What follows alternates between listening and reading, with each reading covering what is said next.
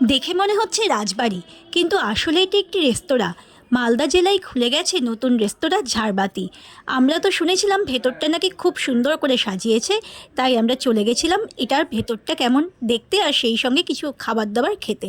তো সত্যিই ভেতরটা একদম পুরনো জমিদার বাড়ির মতো তৈরি করা হয়েছে। ডেকোরেশনটা খুব সুন্দর। আর তার সঙ্গে আমরা কী কী খেয়েছিলাম বন্ধুরা, তোমাদের সঙ্গে আমি সেটা শেয়ার করে নিচ্ছি। প্রথমেই নিয়েছিলাম আমরা পনির পকোড়া। পনির পকোড়াটা সত্যি খেতে খুব সুন্দর ছিল। আর দেখো কি সুন্দর কলা পাতায় কাঁসার থালায় ওরা পরিবেশন করেছে।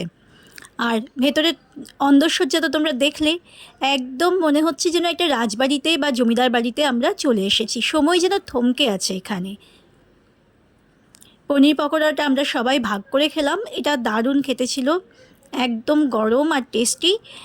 আর এখানে পরিবেশন বলো বা খাবারের গুণমান সবটাই কিন্তু খুব ভালো।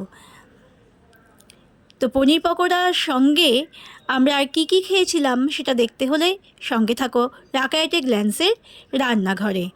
আর পুজোর এই কদিন কী খাওয়া দাওয়া হচ্ছে অবশ্যই তোমাদের সঙ্গে ভাগ করে নেব, কারণ এটা খাওয়া দাওয়ার চ্যানেল। খাওয়া দাওয়া তো থাকবেই পুজোয় ঘোরাঘুরির সঙ্গে। আর আমরা নিয়েছিলাম স্পেশাল থালি। এটা ছিল মাটন থালি, সঙ্গে আমরা চিকেন থালি আরেকটা, আর ছিল ফিশ থালি। তো মাটন থালিটাই তোমাদের সঙ্গে আমি শেয়ার করছি। এখানে দই, মিষ্টি, দুরকম তরকারি, ভাজা সবই ছিল, চাটনি সবই ছিল। দেখে নাও থালিগুলো তোমরা, আর কমেন্ট করে জানিও কেমন লাগলো আজকের ব্লগটা। ভালো থেকো, সঙ্গে থেকো।